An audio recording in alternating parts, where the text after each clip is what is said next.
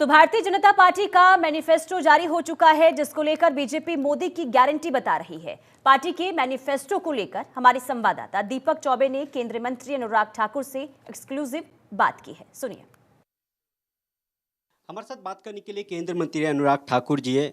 Sir, विकसित भारत और मोदी की गारंटी, खास तौर पर अगर जब गांव देहात में जाते हैं तो एक गारंटी होती है कि मोदी की गारंटी है, और उस मोदी की गारंटी को आज बीजेपी ने संकल्प पत्र के जरिए जनता के बीच में जारी है।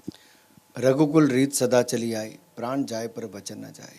इसी पर आधारित मोदी की गारंटी है, जो पूरी होने की गारंटी है। इसीलिए हमने जो कहा था कि वॉर मेमोरियल बनाएंगे, बनाया। 1 रैंक 1 पेंशन देंगे, दिया। हमने कहा था गरीबों का कल्याण करेंगे, 25 करोड़ गरीबों को गरीबी रेखा से बाहर निकाला। 4 करोड़ पक्के मकान, 12 करोड़ शौचालय, 13 करोड़ घरों को नल से जल, 10 करोड़ रसोई गैस के सिलेंडर, 60 करोड़ लोगों को मुफ्त में इलाज और 80 करोड़ को मुफ्त में अनाज दिया, और आगे भी देंगे। मोदी की गारंटी है। हमने रेल का भी विस्तार किया, खेल का भी किया। अब वंदे भारत स्लीपर भी आएगी, वंदे भारत चेयर कार और वंदे भारत मेट्रो भी आएगी। तो दूसरी ओर खेलों में ओलंपिक्स का आयोजन भी भारत करके दिखाएगा। हमने सरहद को मजबूत किया, सेना को सशक्त किया, और अपनी सीमाओं को सुरक्षित करने के साथ हमने स्टार्टअप इकोसिस्टम से लेके, साइंस से लेके स्पोर्ट्स को आगे बढ़ाने का काम किया। अब निवेश से नया रोजगार भी खड़ा करेंगे, और 1 करोड़ बहनों को हमने लखपति दीदी बनाया, 2 करोड़ बहनों को लखपति दीदी और बना कर देंगे।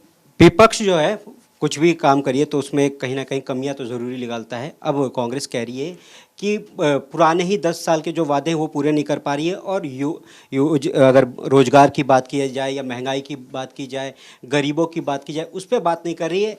रोजगार कब देंगी भारतीय जनता पार्टी? हम तो कर रहे हैं। 25 करोड़ गरीबों को गरीबी रेखा से बाहर निकाला। अब उनको और उनके आय के साधन बढ़ाने, उनको और सुविधाएं देनी है। हम तो कहते हैं हमने स्टार्टअप्स बनाई, तो दुनिया का तीसरा सबसे बड़ा स्टार्टअप सिस्टम बनाया। हम तो कहते हैं कि हमने 43 करोड़ मुद्रा लोन दिए, 10 लाख तक के थे, अब उसको 20 लाख तक के भी हमने करने का काम करने जा रहे हैं। यही नहीं, हमने तो 7 करोड़ 60 लाख लोगों ने EPFO में अपना रजिस्ट्रेशन कराया पिछले 6 सालों में, एम्प्लॉयर प्रोविडेंट फंड ऑर्गेनाइजेशन। इसका मतलब और फॉर्मल इकॉनमी में लोग जुड़े।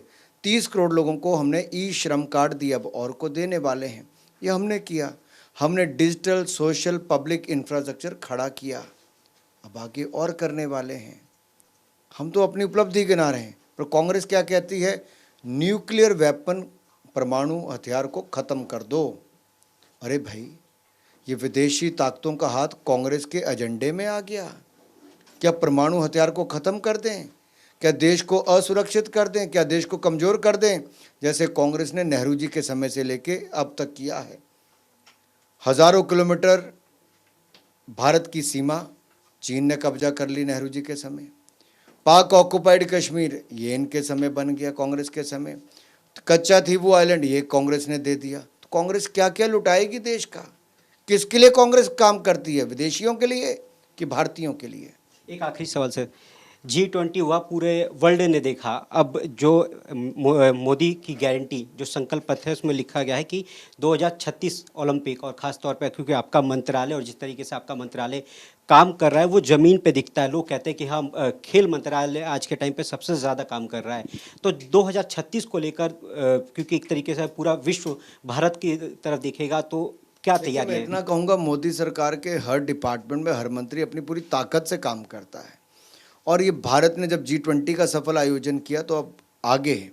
भारत हर तरह से तैयार है।